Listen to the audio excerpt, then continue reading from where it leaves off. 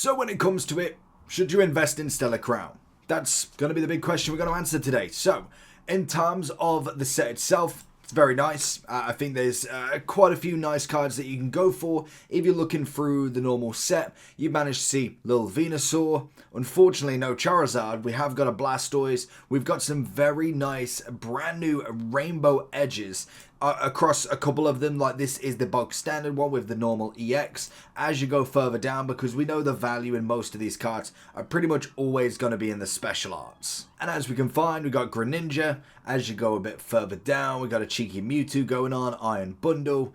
You then go a little bit more, you've got a Raging Bolt, not quite an EX, and then we get into the special editions. Now, some of the big ones, you've obviously got a Bulbasaur, very, very nice card indeed. Some people's fan favourite at the moment is this Squirtle, absolutely stunning, love the card most definitely. Hey, they've always got to go down here.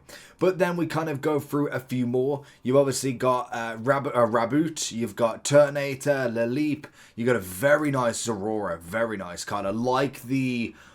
It's almost like an action shot mixed with a lot of colour. In real life, in actual card, it pops so much nicer, which is absolutely brilliant. Very, very nice card there. And they're not even the kind of the number ones here, because you have got these. These are the extra special rainbow edges. And obviously Lapras is going to be a massive one in this. The borders look incredible. Lapras is one of the ones I've managed to get, and it does look as good as it does on the image. It's a very clean card. Very sleek, very nice designed. I like that it kind of goes with the Terrasolon. I can't even pronounce it, to be honest. That's probably horrendous, but you know what I mean. It goes really, really well with the card design as well. So then we move on. I think the number one card is going to be this one. I want to say it was about 115 on day 2. You've also got the lovely Tarantula in himself as well. Very nice coloured card. That's going to be a big one. You've got the lovely dog. Very nice EX, and then a couple of rainbows, and then you have got some trainers. Obviously they're going to do well as well, Lacey being one of the most expensive ones you can find also. According to the rest of the cards, Meditite seems to be a really popular one. Gulpin, outstanding, love the design, and I think Gulpin is one of them designs that it just shows that simple can be good as well. Like, you've got in crazy colour, you've got some nice rainbow edges, you've got an absolute colour load of everything, and then you've got Gulpin eating a cake. I mean, it doesn't get more simplistic than that, and it's an absolutely beautiful design for it.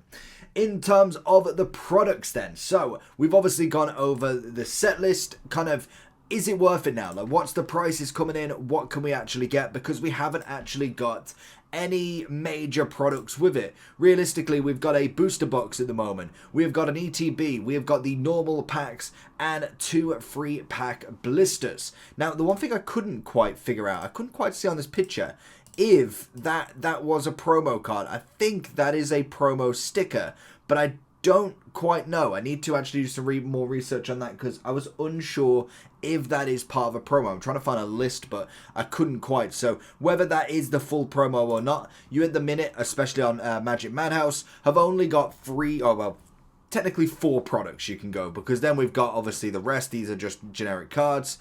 So are they worth it? Do you want to invest in them? Do you want to keep them sealed? Do you want to open them? Now, when it comes to the actual price of them, like most modern sets, I will always say that everything had to start at a value lower to what it was previously to get to that top end. Doesn't mean this is the lowest we'll see it. Doesn't mean that it will grow in a year. Depending on what you're looking at when it comes to investing in cards and keeping a sealed collection, getting an actual collection of them. I think from a collector's point of view, or at least a card collector's point of view, this isn't a bad set to collect in itself. Not necessarily for product profit, because we've got number 1 card coming in 123. This is like first week math as well. This is not like a month, 2 month, 3 month down the line. We could see these cards absolutely hit rock bottom, or we could see them potentially going up a little bit. I don't see that going up more than 123 for a consistent period. I just can't. We've obviously got Lacey. I do find with the trainer arts, they don't necessarily hold their value massively. some do, and some definitely are kind of interesting to why. But there is a lot that have really hit the kind of the lower end since release. The one that comes to mind, 151 is probably a bad example. What was the other set that is in here? We've got Temporal Forces, Twilight Masquerade. Was it Twilight Masquerade? To be fair, that's quite early on. Let's go for Paldea Evolve. Let's see if we've got any in there, because I just want to see, are they at least, because what we normally find is one... Why can't I find this? Oh no, that's why. Evolved. There we go. What we normally find is there's like, they're in like the number 1 to 5 spot. So if they're there, we know. In Paldea Evolved, if we go to the more expensive, that was Iono. That's the one that I was actually thinking of. 64. So she is holding a value, to be fair to her, but she was a little bit more, I'm pretty sure. Yeah, I was going to say, so in a year, see if we've got, yeah, I was going to say, so she was coming in at the 96 range. As you see, we are looking from, when was that? Has that come out of been a year? There is no way that, did Paldea Evolved come out a year ago? I mean, it could have done. Paldea Evolved release date. June 2023. That is absolutely mental.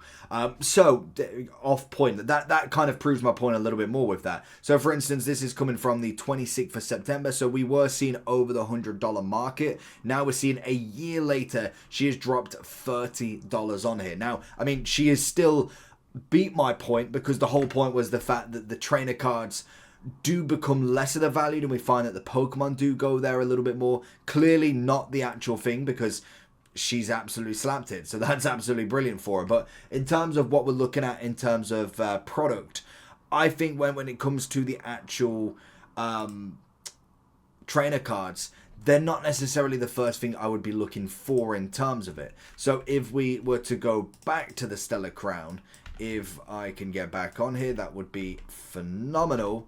Stellar Crown, and we can go back on here and we can see who else is in that sort of price market, because like I was going to the original point with actually collecting these cards, is the fact that we've got quite a considerable amount of lower entry cards here, really. Like, obviously we've got the number one, it's fair enough, £100 or $100, whatever.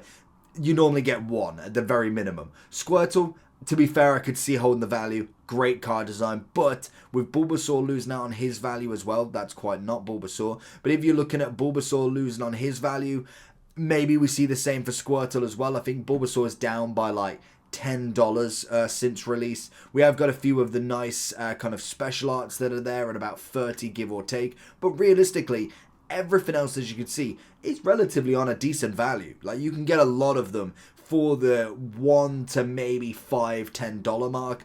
I think that is a great set to actually collect. Now, the question is whether you want to invest in it or you want to keep it sealed. I think when it comes to modern sets, a nice, easy one to go for is the fact you could just keep one of everything. Now, that's an easy answer. It's very much a very boring answer, because obviously you could just keep one of everything and that would be your kind of saving grace, really. You're not going all in. Now, I wouldn't necessarily say go out and buy complete caseloads of Stellar Crown. I think it's a nice set. There's some very good arts in it.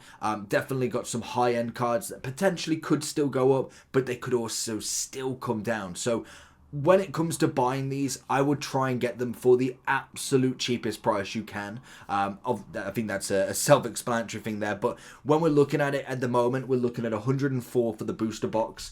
You're looking at 37 for the Stellar Crown Elite ETB.